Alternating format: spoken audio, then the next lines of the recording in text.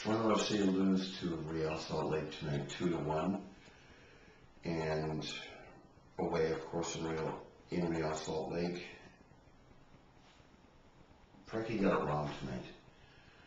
I want to give him full marks for bravery in trying something new, trying a different tactical approach, trying to maximize what he's got to work with. And I'm not just talking about the starting 11, I'm talking about the bench players as well. O'Brien White, Dwayne De Rosario, and Julian De Guzman were all on the bench tonight starting the game in Salt Lake City, and halfway in we're down 2-1. We played a 4-5-1 for the first half, and I think the tactical approach, of course, was to try and hold the fort for the first half and see where we were and go from there. And being 2-0 down in the first half and giving up 13 corners in the first half of the game actually speaks to how unsuccessful that tactic actually was. In the second half, Dero, De Guzman, and O'Brien White came on for Hiskanovich, Name Joseph, and I think Amadou Sanyang. And Toronto was much more positive, I think, in the second half. In the first half, Chad Barrett was playing up top in a 4-5-1 and probably had maybe one or two decent balls to work with, and he didn't really make much of them. Name Joseph, our fourth-round pick, actually had our best attempt in the first half, a beautiful header that Nick Raimondo, the goalie from Real Salt Lake, saved very well. Could have been 2-1 at the half, but it didn't work out that way. Three subs, of course, at the half changed things around pretty substantially. O'Brien White, Dero, and Julian and De Guzman all had their moments of maybe not brilliance, but they had their moments of success in the second half. Late in the game, of course, we had a penalty given to us that Dero slotted away in the 87th minute. And Craig Forrest, who I'm not the biggest fan of, with all due respect to Craig, actually called it out pretty well, I think, after the Dero goal. He kind of saw Toronto play with a much more sense of urgency in those last 5 or 6 minutes of the game and injury time that they weren't playing with in the second half. The game was kind of petering out in the second half, and they kind of turned it on in the last few minutes after they scored the goal. I don't know where that was early on, but there we are.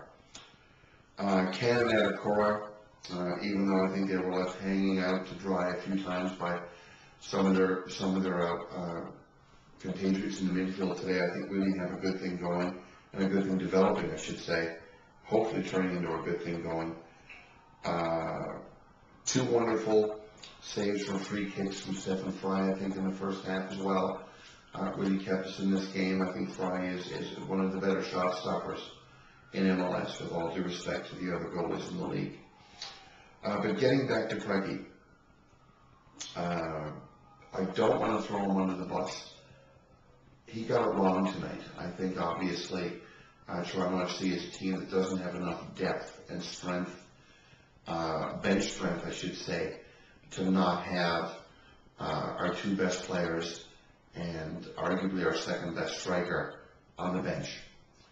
And there we were. We had O'Brien White, we had Dwayne De Rosario, and Julian De Guzman on the bench for the first half of the game, and Preki obviously saw the error of his ways and brought him in right at the 45-minute mark of the second half.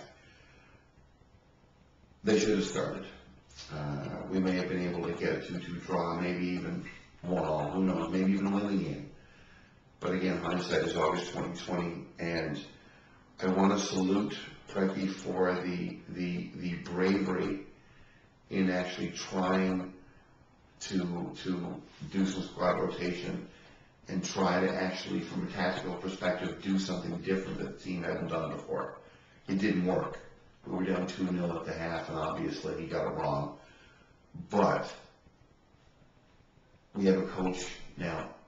I think we actually have a coach that's going to make tactical decisions that won't work sometimes, like tonight, but will work a lot of times as well. With all due respect to Chris Cummins, John Carver, and Mo Johnston as bench bosses, none of them have had the tactical acumen that Preki has. He got it wrong tonight. The hope is that he's going to get it right a lot longer than he's going to get it wrong. And maybe he's going to be chastened a little bit and make sure that he realizes that this team is not good enough yet for him not to start our captain, our talisman, our designated player, and one of our better up-and-coming strikers. Again, I hope you guys are enjoying the blog, and I hope you're enjoying the new redesign of the blog as well. Scotty did a great job, I think, on it. And your feedback, your comments, and your constructive criticism is always welcome. Cheers.